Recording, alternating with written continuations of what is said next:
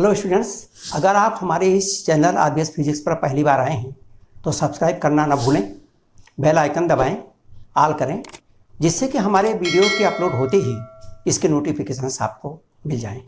हम लोगों ने इसके पहले अभी इस ऑप्टिक्स में समतल पृष्ठों पर अपवर्तन पढ़ा है।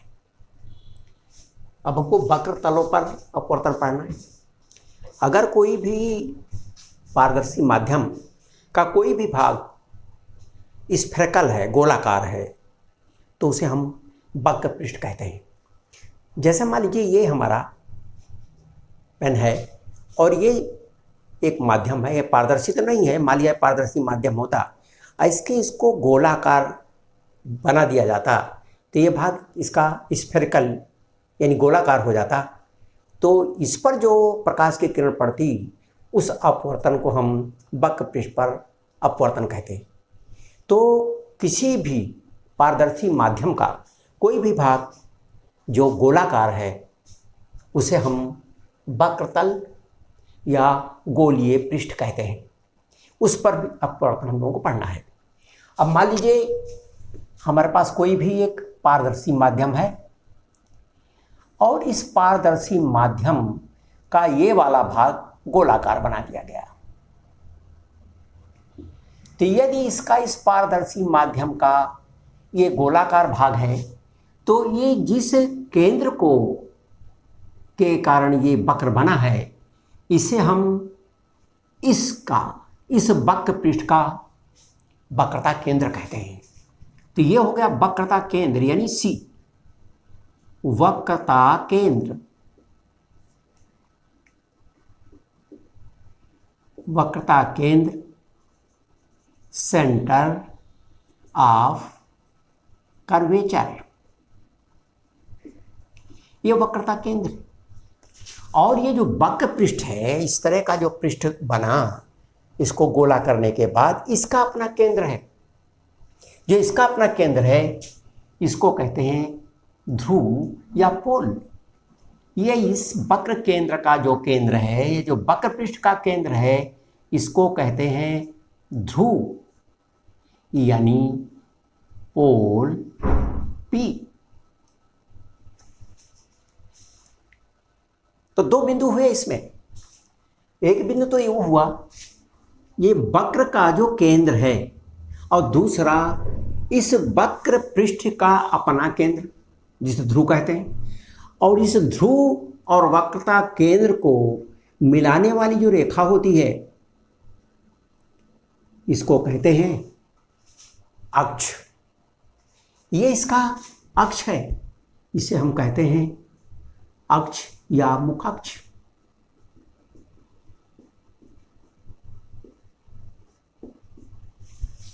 इसका अक्ष है, ऐसे को मुखाक्ष या प्रिंसिपल एक्सिस कहते हैं। अब ये जो ध्रुव और वक्रता केंद्र के बीच की दूरी होती है, ये स्पष्ट है कि केंद्र से और किसी भी वक्र के बिंदु की किसी भी बिंदु की दूरी को हम त्रिज्या कहते हैं। इसलिए ये है वक्रता त्रिज्या R।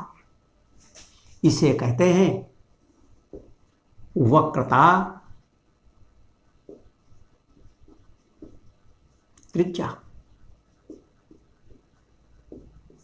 यानी रेडियस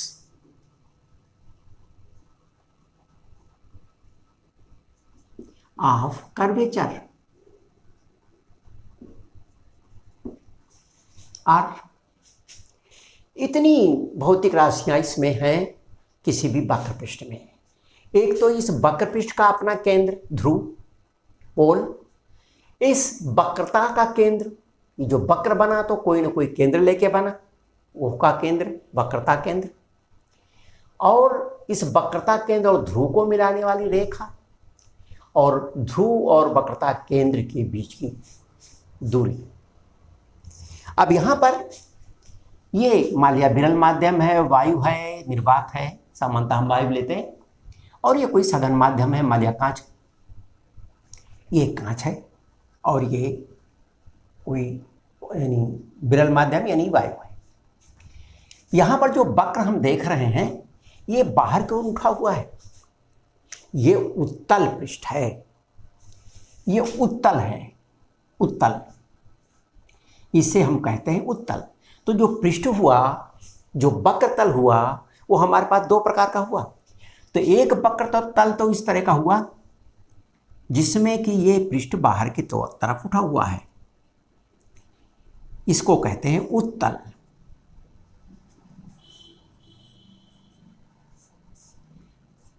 कन्वेक्स पृष्ठ है, सरफेस, और इसका जो वक्रता केंद्र होगा यहाँ होगा, इसका ध्रुव P यहाँ होगा, C यहाँ होगा।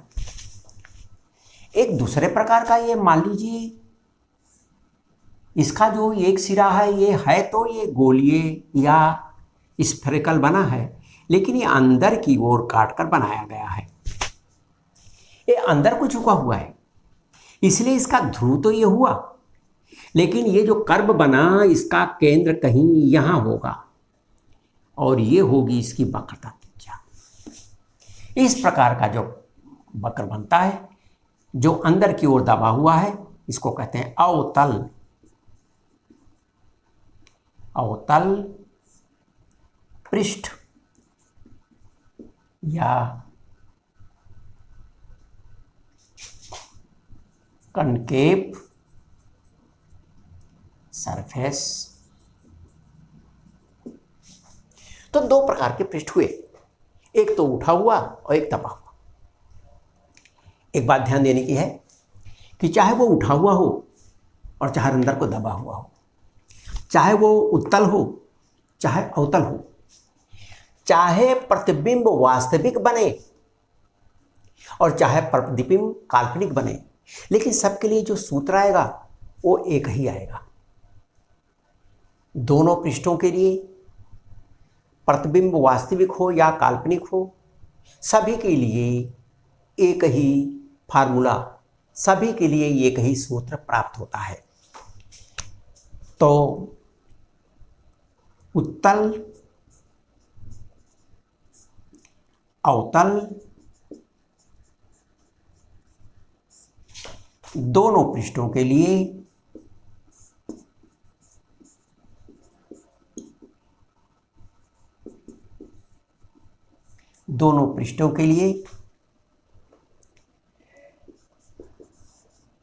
प्रतिबिंब वास्तविक हो या काल्पनिक,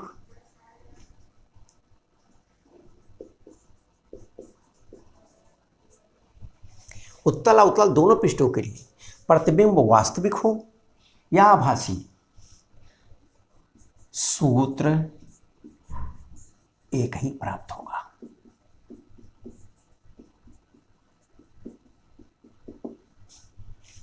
इसका मतलब कि हमको किसी भी एक पृष्ठ के लिए सूत्र को निकाल लेना चाहिए, वही सूत्र सबके लिए लागू होगा। जिस तरह से हम लोगों ने वक्र दर्पण में नापने के लिए, दूरियों को नापने के लिए ध्रुव को लिया था, यहाँ भी अपना मूल बिंदु हम ध्रुव ही लेते हैं और इस ध्रुव से ही दूरी नापते हैं। इसी से वस्तु की दूरी नापेंगे, इसी से प्रतिबिंब की दूरी नापेंगे, इसी से वक्रता केंद्र की दूरी नापेंगे, यानी इसी को हम अपना मूल बिंदु मानते हैं। एक चीज़ और भी बताया था हमने आपको कि ये जो मुख अक्ष है, इस मुख अक्ष के ऊपर का जो भी वस्तु हो, प्रतिबिंब हो, वो धनात्मक होगा, इसके नीचे ऋणात्मक होगा। एक चीज और, किरण के चलने की दिशा में नापी गई दूरी धनात्मक होगी और किरण की विपरीत दिशा में नापी गई दूरी ऋणात्मक होगी। ठीक वैसा ही जैसा हम लोगों ने अवतल और उत्तल दर्पणों में पढ़ा है। तो इसलिए यहाँ भी उसी सिद्धांत का पालन करते हुए हम वक्र तलों पर अपवर्तन के लिए सूत्र ज्ञात करते हैं। वक्र तलों पर अपवर्तन में हम उत्तल लेते हैं, उत्तल के लिए ही निकालते हैं, और उत्तल में ही हम चाहे वास्तविक प्रतिबिंब बनाएं और चाहे काल्पनिक प्रतिबिंब बनाएं। वास्तविक प्रतिबिंब तब बनेगा जब प्रतिबिंब अंदर जाकर के माध्यम के अंदर बनेगा तो वास्तविक बनेगा, और अगर उसी दिशा में बनता है तो काल्पनिक बनेगा। दोनों हो सकता है। तो वक्र तलों पर अपवर्तन में उत्तल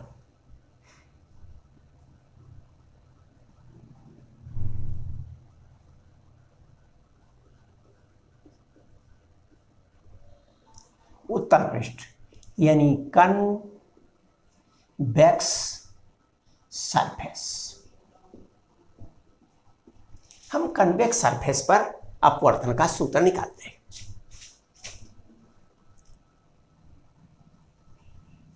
ये कन्वेक्स सरफेस है, ये माध्यम है, ये वायु है, ये इसका ध्रुव है P, ये इसका वक्रता केंद्र है C, और ये इसको मिलाने वाली जो रेखा है यह इसका मुख्य अक्ष है, ये इसका मुख्य अक्ष है। किसी भी माध्यम का जो अपवर्तनांक है हम निर्वात की तुलना में नापते हैं, और फिर किन्हीं एक माध्यम की तुलना में दूसरे माध्यम का भी अपवर्तनांक निकालते हैं।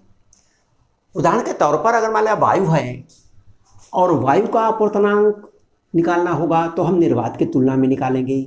मान लिया वायु का अपवर्तनांक हुआ। इसी प्रकार कांच का अपवर्तनांक अगर निकालेंगे तो निर्वात की तुलना में कांच का अपवर्तनांक आएगा। मान लिया कांच का अपवर्तनांक निकाला तो कांच का अपवर्तनांक आया μg, ये निर्वात की तुलना में। अब अगर वायु की तुलना में निकालना होगा तो हम कांच का अपवर्तनांक वायु की तुलना में निकालेंगे, तो इसको लिखेंगे a μg, यानी ये पहला माध्यम का अपवर्तनांक, पहला माध्यम है जहां से किरण जा रही, और ये दूसरा माध्यम है जहां को किरण जा रही। तो ये हवा के सापेक्ष कांच का अपवर्तनांक है, ये निर्वात की तुलना में कांच का अपवर्तनांक, ये निर्वात की तुलना में वायु का अपवर्तनांक। तो ये एक माध्यम का निर्वात की तुलना में अपवर्तनांक है। दूसरे माध्यम का हमने मान लिया कि जो पहला माध्यम है इसका अपवर्तनांक है μ1,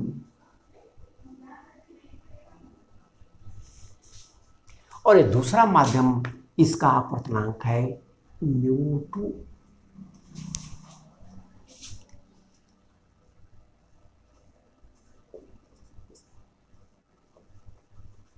माध्यमों के अपवर्तनांक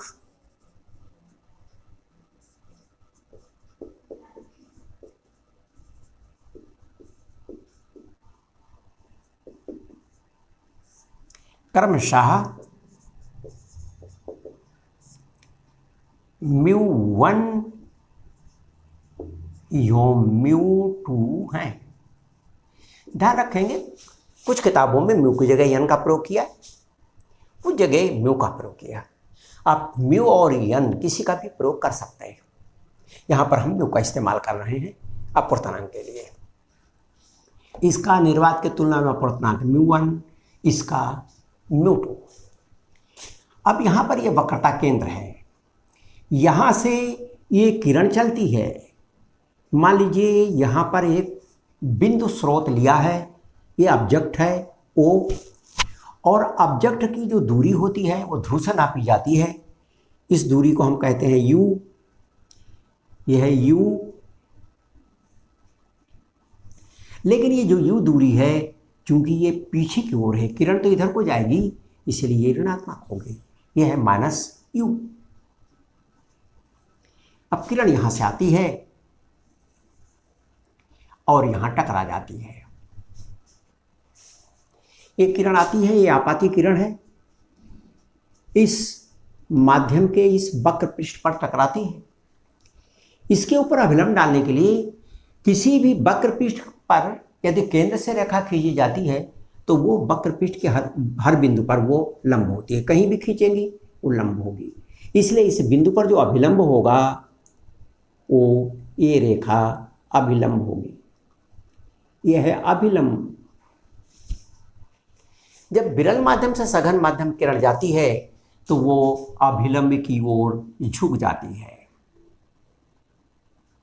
इस दिशा में झुक गई। जब इस दिशा में झुक जाएगी तो एक किरण तो यहां से ये जा रही है जो इस दिशा में चली जा रही है, और दूसरी किरण यहां से आकर अपवर्तित होकर चली जा रही है। दोनों किरणें आगे मिलती हुई मालूम नहीं होती, फैलती जा रही हैं। इसका मतलब पीछे से किसी बिंदु से आती हुई ये मालूम पड़ेगी। जब यहां से देखेंगे वो कहां से आती हुई मालूम पड़ेगी, हमने इसको पीछे बढ़ाया।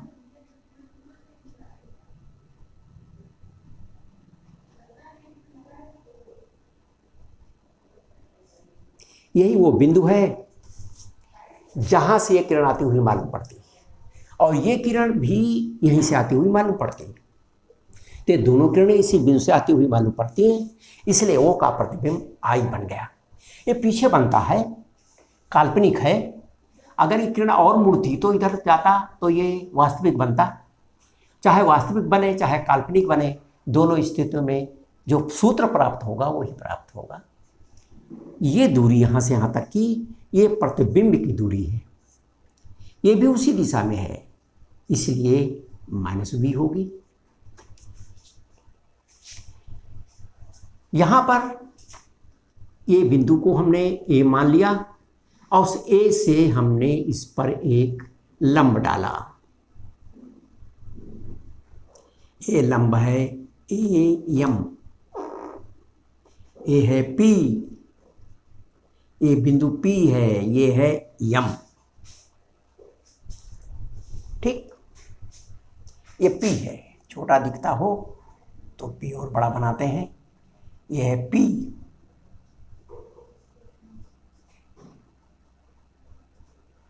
ये P है। अब यहां ध्यान से देखें, जो इसका ये मुख व्यास है वो छोटा है। जब इसका मुख व्यास छोटा होगा तो ये जो बिंदु है और ये बिंदु है और ये दूरी है, ये नगण्य होगी। तो हम PM दूरी को नगण्य मान सकते हैं, अर्थात हम CM बिंदु को P पर मान सकते हैं। तो हम इस दूरी को इस दूरी के हम बराबर ले सकते हैं। सुविधा के लिए हमने इस कोण को अल्फा मान लिया, इसको बीटा मान लिया, और इस कोण को गामा अगर मानते हैं तो गामा और R एक ही तरह बनता है। तो हम गामा और R एक ही तरह बनाएंगे तो ये कंफर्म करना मुश्किल होगा कि ये गामा है R, इसलिए हम इसको अल्फा बीटा और इसको हम डेल्टा मान लेते हैं। डेल्टा, इसको हमने डेल्टा माना। अब आइए, जो हमारा ये अभिलंब है और जो ये आपाती किरण है, इसके बीच का ये कोण है। ये किरण आ रही है, आपाती किरण OA, और ये अभिलंब है। इसके बीच का ये जो कोण बना, ये कोण I है। I, आपाती किरण अभिलंब के बीच बनने वाले कोण को आपतन कोण या एंगल ऑफ इंसिडेंस कहते हैं। और ये जो कोण हमारा है इधर, यह अभिलंब और अपवर्तित कोण, ये जो अपवर्तित किरण जा रही है इसके बीच का ये कोण है, और ये कोण है हमारा R, राइट। अब आइए हम देखते हैं त्रिभुज AI, इसमें देखिए C में, AIC में त्रिभुज AIC में, AIC में R इज इक्वल टू, ये बहिष्कोण है, एक्सटर्नल एंगल है, और बहिष्कोण अपने सामने के अंतःकोणों के योग के बराबर होता है। यानी angle R is equal to alpha plus delta. Angle R बराबर अल्फा प्लस डेल्टा। और इसी प्रकार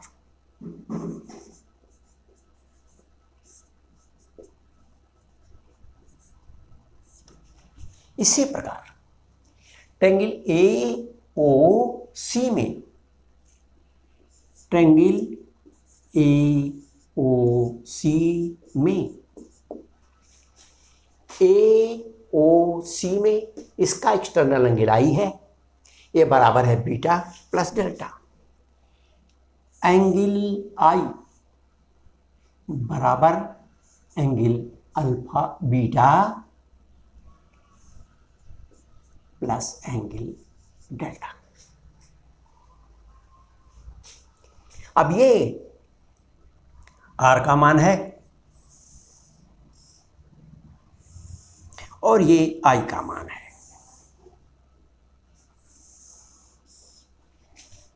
ये आई का मान है। स्नेर के नियम से पहले माध्यम के सापेक्ष दूसरे माध्यम का अपवर्तनांक,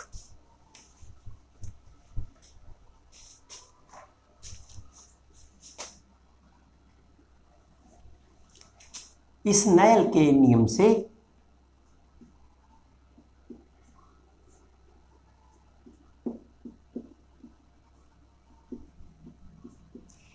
स्नेल के नियम से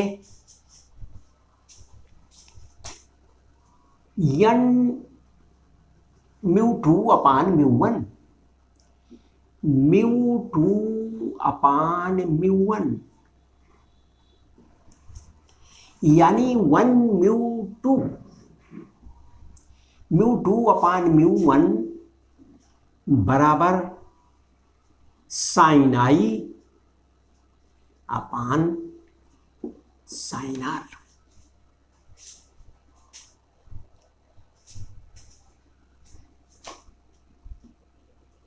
या μ2 आर, μ2 अपान μ1 बराबर आई अपान आर। चूंकि कोण छोटे हैं,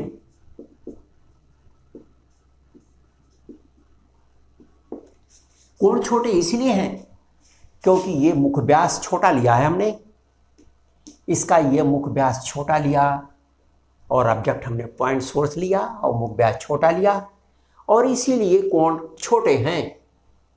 जब ये कोण छोटे हैं तो साइन आई बराबर आई, रेडियन में नापते हैं कोण, और इसीलिए μ2 आर बराबर μ1 आई।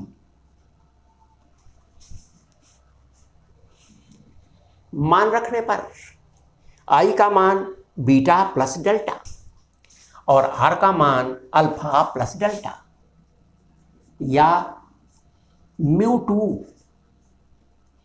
Alpha plus delta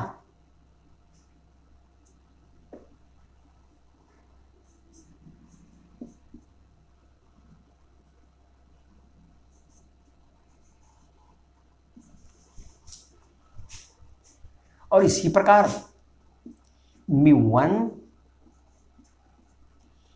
angle beta plus angle delta.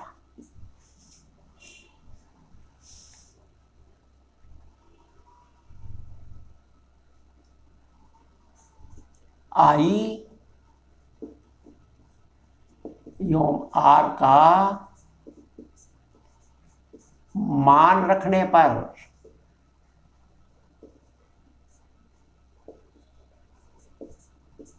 I एवं आर का मान रखने पर छोटे कोण हैं तो इसे हम टाइन में बदल सकते हैं,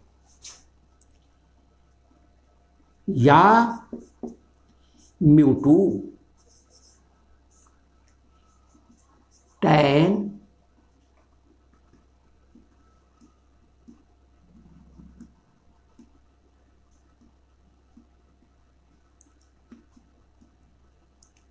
अल्फा tan डेल्टा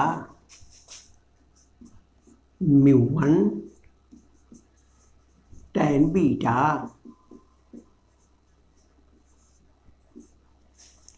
कोण छोटे हैं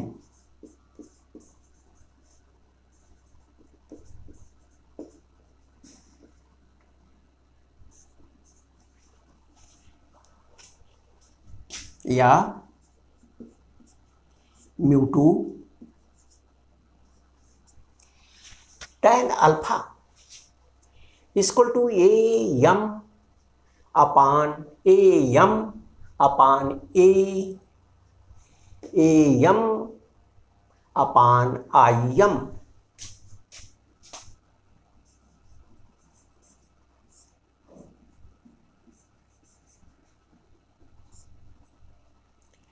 tan delta equal to AM upon MC μ1 tan beta equal to AM upon this distance OM plus AM upon MC।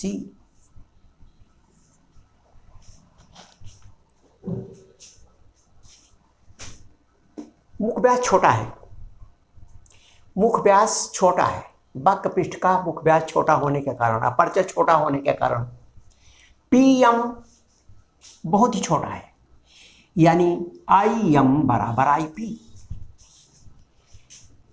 CM बराबर CP और इस प्रकार OM बराबर OP। चूंकि वक्र पृष्ठ का मुख व्यास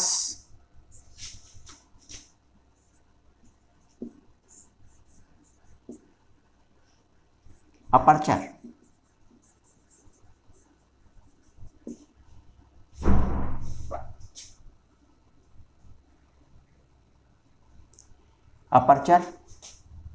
छोटा है,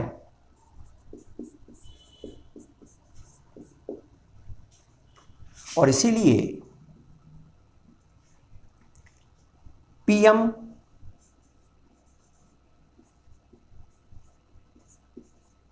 बहुत छोटा और इसीलिए IM बराबर IP।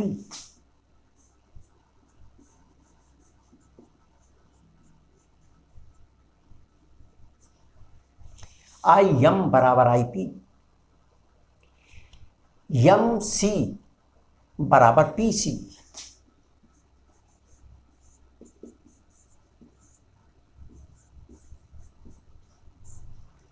तथा OM बराबर OP।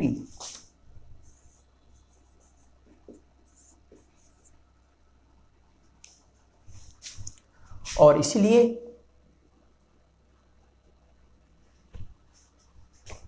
μ2 AM upon IM, IM की जगह IP,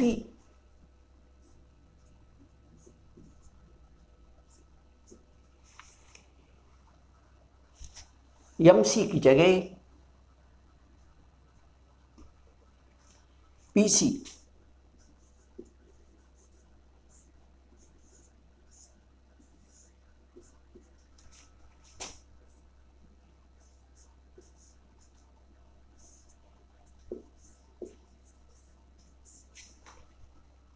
AM अपान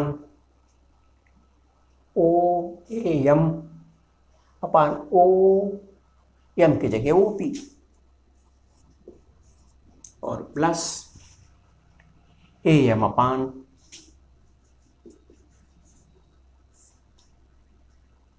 MC की जगह PC।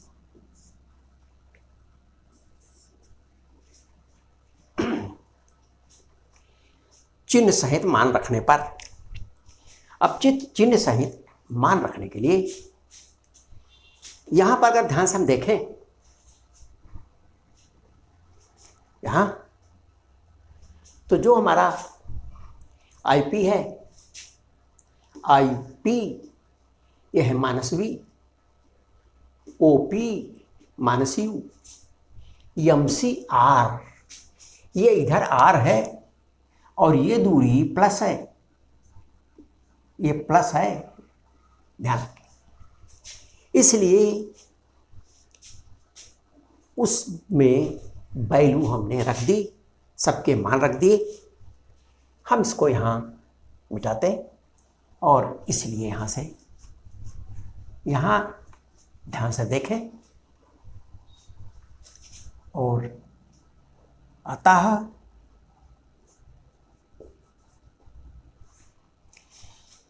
AM कॉमन है, कट जाएगा, सबकी जगह 1 हो जाएगा, या कहिए कि μ2 आ जाएगा। अतः ये हो जाएगा μ2 और नीचे आ जाएगा IP is equal to minus V plus 1 μ2, इस μ2 से यहाँ गुणा हो जाएगा, ई μ2 से यहाँ गुणा होगा तो μ2 अपान PC, और PC is equal to R जो प्लस है। अब दूसरी साइड में गए तो μ1, ये तो कट गया सब यहाँ से यहाँ तक, μ1 अपान OP, μ1 अपान OP यानी माइनस U,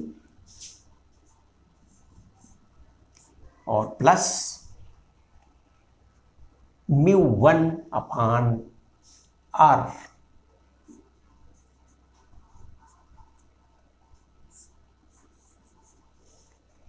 V और U को हम एक तरफ करते हैं, हम इसको उधर ले गए, उसको इधर ले आए, तो ये आपका हो जाएगा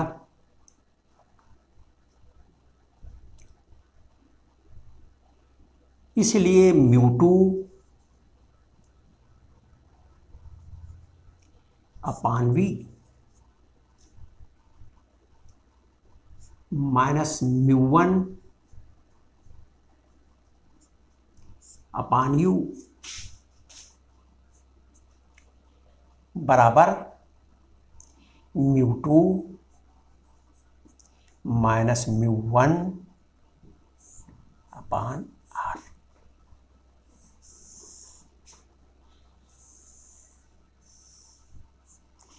ये वक्र तल के लिए सूत्र है, ये किसी भी वक्र तल के लिए ये सूत्र है। यहां पर यदि हम μ1 से भाग दे दें, मान लिया μ1 वायु है, यदि μ1 वायु या निर्वात है तो ये सूत्र बदल जाएगा। यदि ये हो जाएगा μ2 अपान μ1 V माइनस 1 अपान U बराबर μ2 अपान μ1 माइनस 1 अपान R।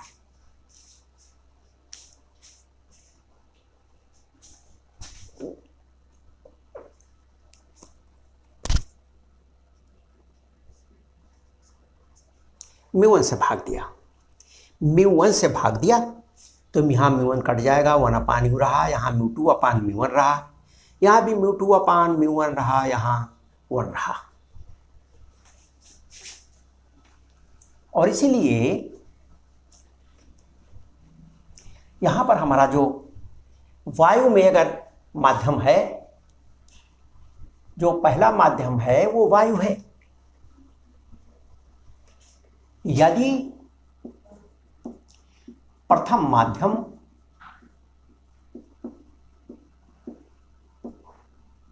यानी μ1 वायु है तो μ2 upon μ1 is equal to 1 μ2 is equal to से μ। 1 μ2 को हमने म्यू मान लिया, पहले माध्यम के सापेक्ष दूसरे का अपवर्तनांक, यानी μ2/μ1 बराबर 1/2। पहले के सापेक्ष दूसरे का अपवर्तनांक, इस तरह भी लिखते हैं, इसको इस तरह भी लिखते हैं। और अगर एक वायु है दूसरा एक ही माध्यम है तो फिर 1 और 2 करने की जरूरत नहीं, वायु के सापेक्ष माध्यम का अपवर्तनांक म्यू मान लिया।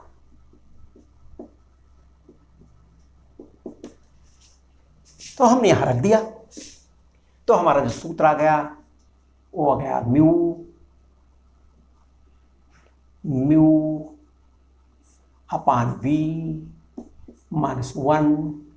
-1/u equal to μ-1/r। तो हमारा फार्मूला इस तरह से हो जाएगा। ध्यान रखेंगे यहां पर इसका इस्तेमाल करेंगे तो अगर वो वायु से जा रही है, सघन माध्यम में किरण जा रही है तो इस तरह रहेगा। अगर इस सघन माध्यम से विरल में जा रही है तो म्यू की जगह 1/म्यू हो जाएगा, उल्टा हो जाएगा। लेकिन यदि इस फार्मूले का इस्तेमाल करते हैं इसका, तो फिर ये सब करने की जरूरत नहीं है।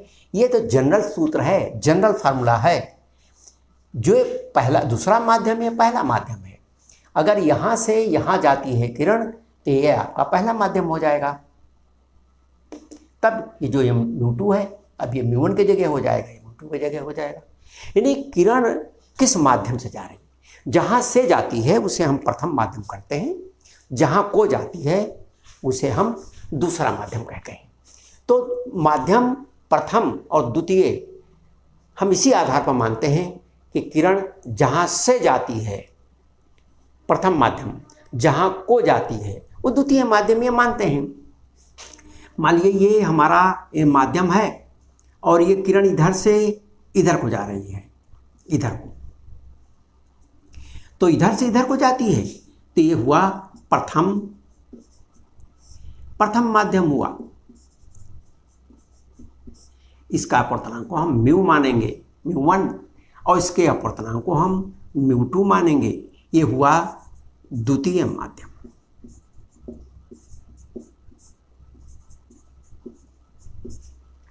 और यदि किरण ऐसे जाती है, किरण यहां से जाती है,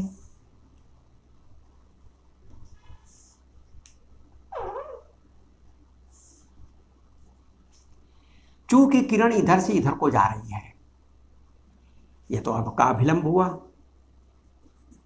यहां प्लम्ब है, किरण इधर से इधर को जा रही है, इसीलिए यहां पर किरण यहां से जाती है, इसलिए हुआ प्रथम माध्यम। ये प्रथम माध्यम है क्योंकि किरण यहां से जाती है और यहां को जाती है, ये प्रथम माध्यम, और इसलिए इसका अपवर्तनांक μ1 और ये द्वितीय माध्यम।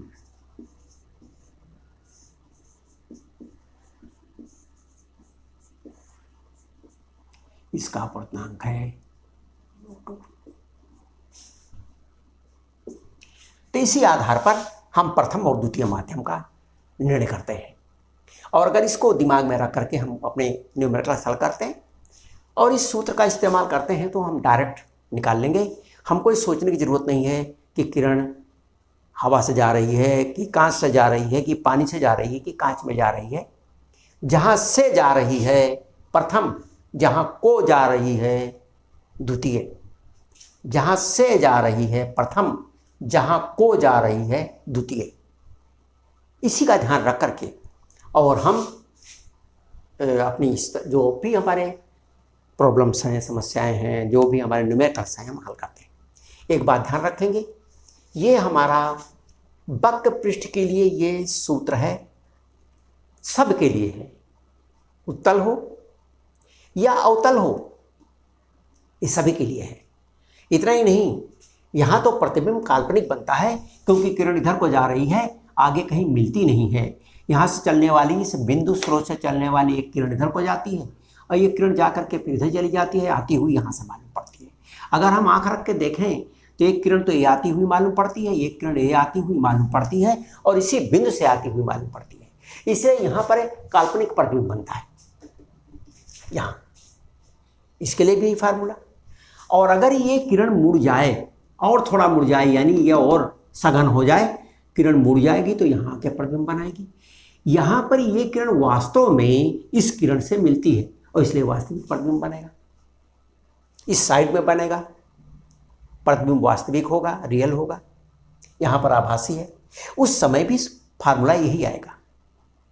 जब हम सूत्र निकालेंगे सूत्र यही प्राप्त होगा। इसके अलावा अवतल अगर पृष्ठ होगा तो भी यही सूत्र आएगा। इसलिए ये हमारा जनरल सूत्र है। इसी सूत्र को हमें ध्यान में रखने की जरूरत है। यही सूत्र हम हमेशा प्रयोग करेंगे तो हमारे सारे न्यूमेरिकल बड़ी आसानी से हल हो जाएंगे। ठीक। और कौन सा द्वितीय माध्यम, कौन सा प्रथम माध्यम, उसके लिए आपको हमने हिंट कर दिया। जहां से जाती है प्रथम, जहां को जाती है द्वितीय, तो से जाती है को जाती है, से जाती है को जाती है। यहाँ से किरण जाती है, यहाँ को जाती है, इसलिए जिस माध्यम को जाती है द्वितीय माध्यम, जिस माध्यम से जाती है प्रथम माध्यम। चाहे यहाँ से यहाँ जा रही हो, चाहे यहाँ से यहाँ जा रही हो, तो इसका ध्यान रखेंगे। बस आज इतना ही। वीडियो देखने के लिए बहुत बहुत धन्यवाद। यदि इस चैप्टर में किसी भी प्रकार का डाउट होता है तो आप हमारे कमेंट सेक्शन अथवा हमारे सोशल साइट्स पर जाकर पूछ सकते हैं, जिसका लिंक हमारे डिस्क्रिप्शन पर दिया हुआ है।